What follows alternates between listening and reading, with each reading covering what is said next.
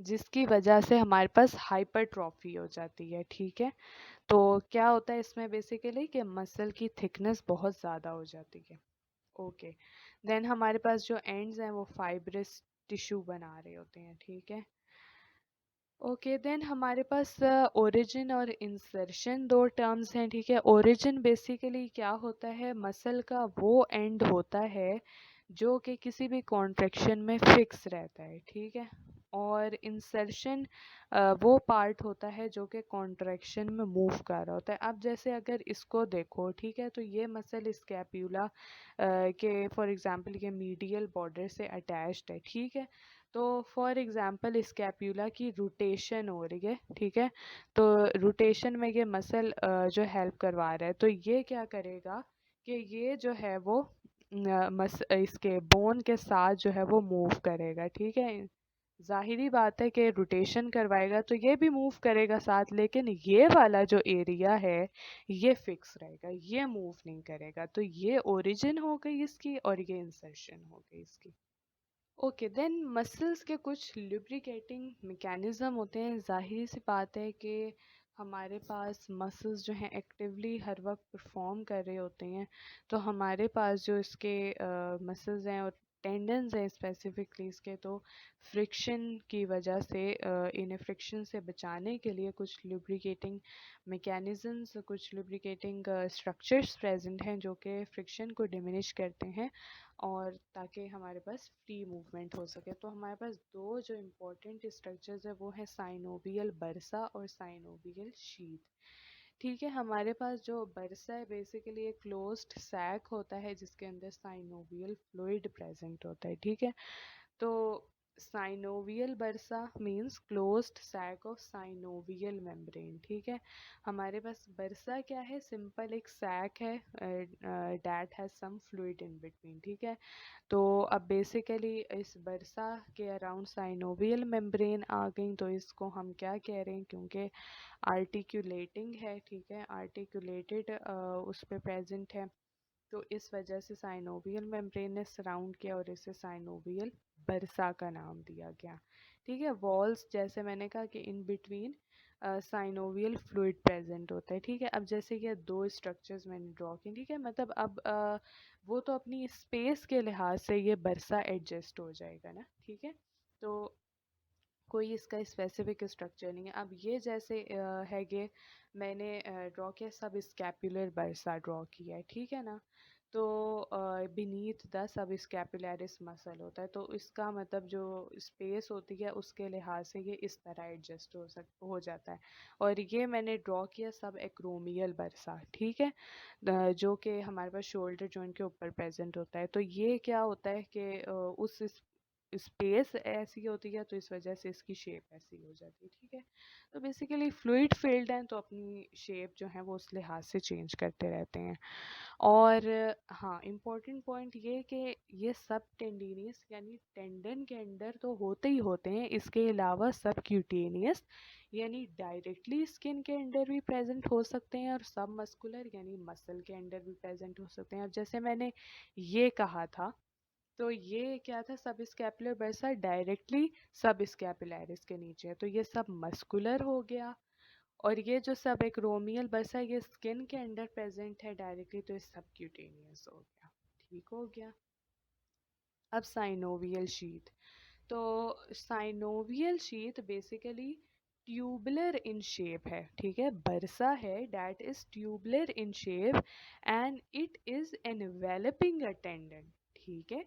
अब ये वाला जो बरसा था ये तो किसी टेंडन के अंडर प्रेजेंट था, ठीक है, किसी स्किन के या मसल के अंडर प्रेजेंट था, लेकिन जो साइनोवियल शीट्स हैं ये टेंडन ही को अपने अंदर इन्वेलप कर लेती हैं, ठीक है।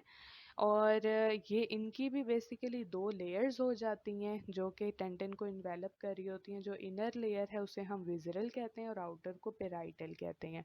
मेम्ब्रेन्स ये भी सेपरेटेड होती हैं बाय द साइनोवियल फ्लूइड।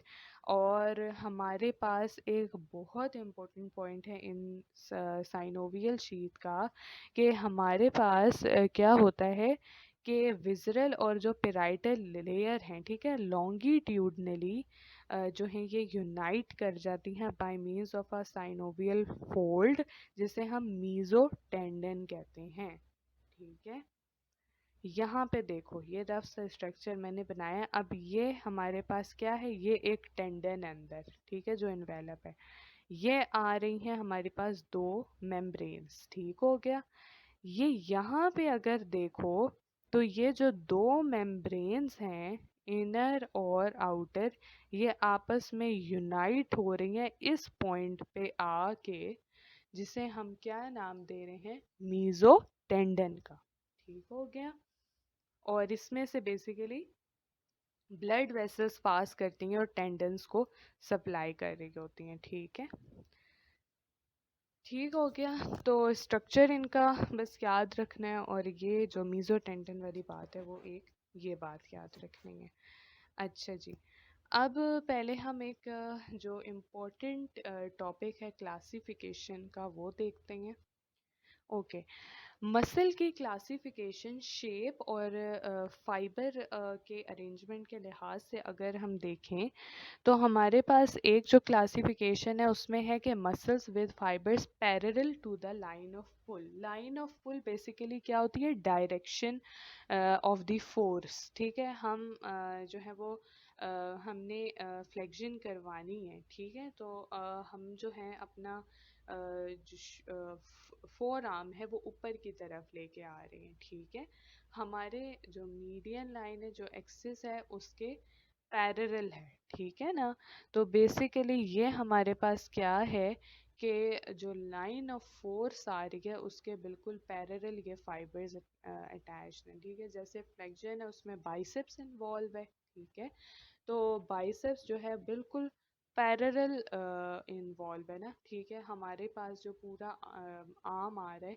ठीक है, बिल्कुल पैरेलल उसके प्रेजेंट है। ठीक है, लाइन ऑफ फोर्स हमारी कहाँ जा रही है, हमारे पास जो हैंड है उससे लेके एल्बो जॉइंट तक जा रही है। ठीक है, और एल्बो से आगे शोल्डर जॉइंट तक। तो ये जो बाइसेप्स मसल है वो बिल्कुल parallel to the this line present है। तो इस तरह से हम इन्हें इसकी डिवीजन की हुई है कि muscles with fibres parallel to the line of pull and muscles with fibres oblique to the line of pull. जो पैरेलल है लाइन ऑफ पुल के, उनकी जो रेंज होती है मूवमेंट की वो ज़्यादा होती है, और लेकिन इनकी जो पावर होती है वो लेस होती है। ठीक हो गया। अब देखते हैं हम कि इनमें फर्दर जो है वो तीन कैटेगरीज हैं। एक तो है स्ट्रैप लाइक, दूसरी क्वाड्रिलेटरल, और फ्यूजीफॉर्म। जो स्ट्रैप लाइक है ना, तो मतलब स्ट्रैप हम देखते हैं कि एक पट्टी होती है। ठीक है, एक पट्टी टाइप स्ट्रक्चर है जो कि हम देखते हैं कि स्ट्रेट होता है बिल्कुल और लंबा होता है। ठीक हो गया। तो हमारे पास स्ट्रैप लाइक मसल्स भी इसी तरह है कि लंबे हैं। ठीक है, और इनकी लेंथ होती है एक बड़ी सी, स्ट्रैप लाइक अपीयरेंस है। फॉर एग्जांपल, जो हमने मेन चीज़ याद रखनी है वो मसल का नाम याद रखना है कि किस तरह का वो मसल है, और उसकी एग्जाम्पल याद रखनी है। ठीक है, तो स्ट्रैप लाइक मसल्स में कौन से आगे, sartorius muscle of thigh and infrahyoid muscle of the thigh, sorry neck. ठीक है, sartorius muscle of the thigh and infrahyoid muscle of the neck. Infrahyoid में दो आते हैं, स्टर्नो थायरॉइड और sterno hyoid muscles of neck. ठीक है, हो गया।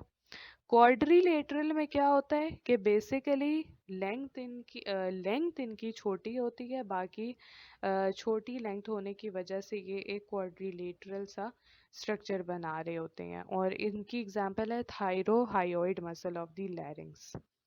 फ्यूजीफॉर्म में क्या होता है, जैसे कि हमने शुरू में पढ़ा था स्पिंडल मसल्स, अगर उसका स्ट्रक्चर याद हो तो हमने कहा था कि बीच में से एक उसका डायामीटर होता है, लेकिन एंड्स जो होते हैं वो उसके फ्यूज हो जाते हैं, टैपर्ड होते हैं। ठीक है, मतलब साथ मिल जाते हैं आपस में, तो यही स्ट्रक्चर फ्यूजीफॉर्म मसल्स का भी है। और इसमें एग्जाम्पल बाइसेप्स भी क्या है, मसल्स की आ जाती है। अच्छा, जो स्ट्रैप लाइक मसल्स है ना, ठीक है, इनमें एक तो हमने कहा कि एक लेंथ यूं जा रही है, लंबी सी स्ट्रैप लाइक अपीयरेंस है। इसी स्ट्रैप लाइक अपीयरेंस की एक दूसरी टाइप होती है जिसमें हमारे पास क्या होता है कि जो टेंडन्स होते हैं ना, टेंडन्स की बेसिकली कुछ इंटरसेक्शंस होती हैं जो कि इसी स्ट्रैप लाइक मसल के बीच में से इसको इंटरसेक्ट कर रही होती हैं, ठीक है, इसे पियर्स कर रही होती हैं, जिसकी वजह से ये शॉर्ट सेगमेंट्स में डिवाइड हो जाता है, ठीक है। तो बेसिकली होता है कि स्ट्रैप लाइक है और लंबा भी होता है, लेकिन बस सिंपल डिफरेंस ये है कि टेंडिनियस जो है इंटरसेक्शंस आ गई हैं, ठीक है।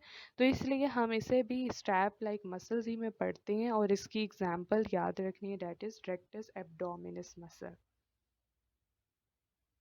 देन हमारे पास muscles with fibres oblique to the line of pull, इनकी रेंज ऑफ मूवमेंट कम होती है और पावर ज़्यादा होती है। अच्छा, इसमें भी अब आगे से तीन टाइप्स हैं, पिन्नेट मसल, ट्रायंगुलर और रेडियल, ठीक है। पिन्नेट का बेसिकली मतलब होता है फेदर लाइक, ठीक है, तो फेदर लाइक अपीयरेंस होती है मसल्स की, ये याद रखना है, इस वजह से हम पिन्नेट कह रहे हैं। पिन्नेट की भी आगे से टाइप्स हैं, जो यूनी पिन्नेट है, uni means one, pennate means feather. तो बेसिकली एक ही मसल फाइबर अटैच्ड है to the side of the tendon, ठीक है, तो ये यूनिपिनेट मसल है। For example flexor pollicis is longest first two lumbrical muscles of hand and fibularis muscle of the lower limb, ठीक है। बाइपिनेट की बात करें तो बाई मीन्स टू, तो दो मसल फाइबर्स अटैच्ड हैं टू द टेंडन, ठीक है, ये टेंडन है हमारे पास और इस पे एक ये फाइबर अटैच है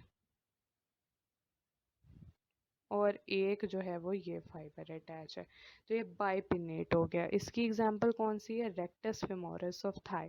then multipennate, multi means many, तो एक टेंडन है उस पे बहुत सारी जो है मसल फाइबर्स आके अटैच हो गई हैं, तो हमारे पास इसकी एग्जांपल में सब स्कैपुलरिस और डेल्टॉइड मसल याद रखना है।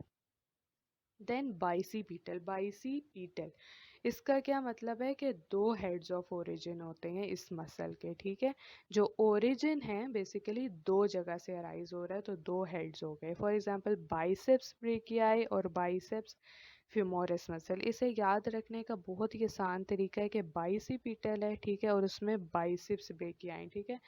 बाई मींस टू, तो बाई और बाइसीपिटल में भी बाई है, बाइसेप्स और ब्रेकिया बाइसेप्स फेमोरिस में भी बाय है, तो इससे हमने याद रखना है कि टू हेड्स ऑफ ओरिजिन थे, ठीक है। और एग्जांपल याद रखें, tricipital, tri means three, three heads of origin है, और ट्राइसेप्स ब्रेकियाई, ठीक है, इसकी एग्जांपल। अच्छा, पिन्नेट हो गए, देन ट्रायंगुलर, ट्रायंगुलर से पता चला कि ट्रायंगुलर इन शेप है। अच्छा, ये जो पीछे मैंने बात की थी ना, जब ओरिजिन इंसर्शन हम कह रहे थे कि इसका जो ओरिजिन होता है वो ब्रॉड होता है और फिर ये कन्वर्ज हो जाती है इनटू अ शॉर्ट इंसर्शन, ठीक है।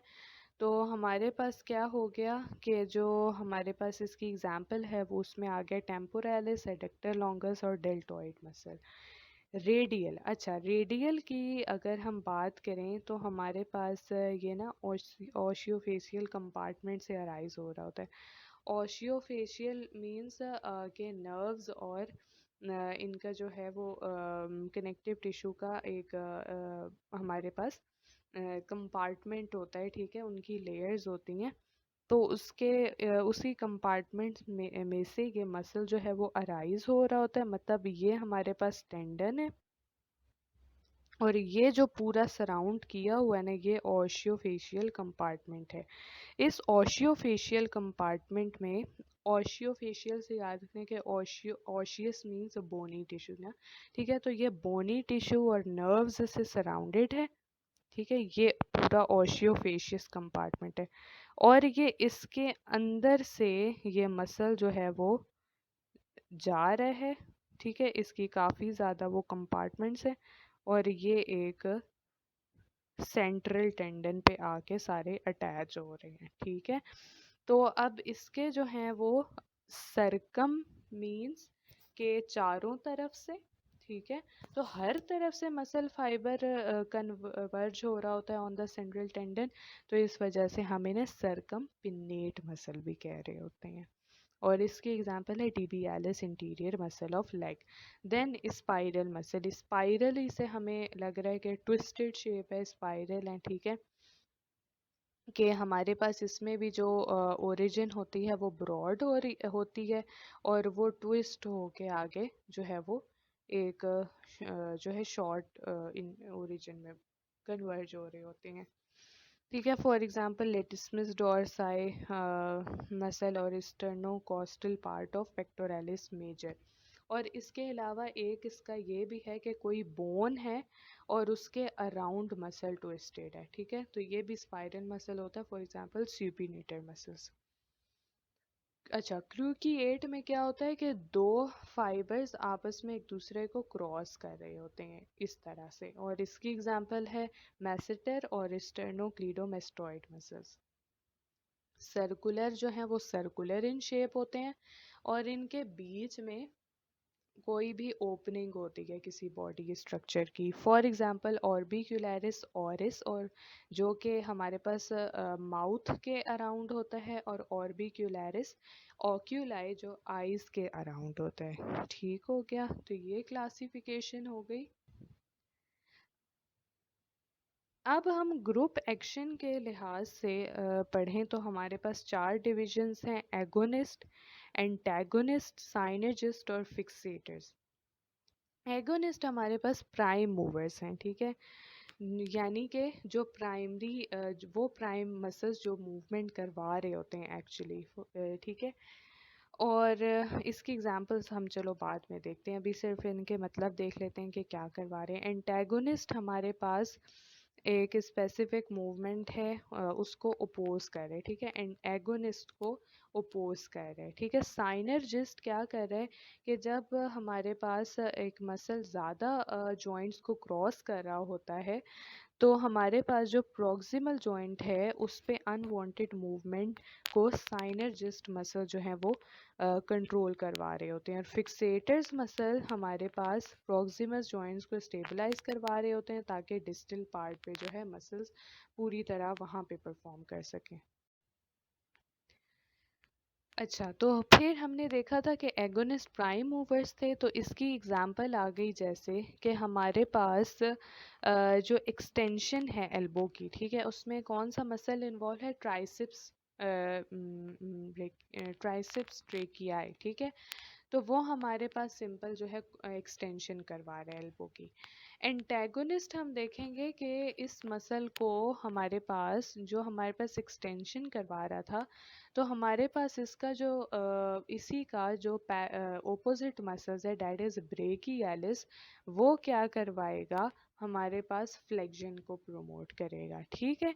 तो बेसिकली जो एंटेगोनिस्ट मसल है वो एक तरह से एगोनिस्ट को कोऑपरेट कर रहे होते हैं ताकि वो जो डिज़ायर्ड मूवमेंट्स हैं वो स्मूथ, स्टेडी और प्रिसाइज हो सकें, ठीक है।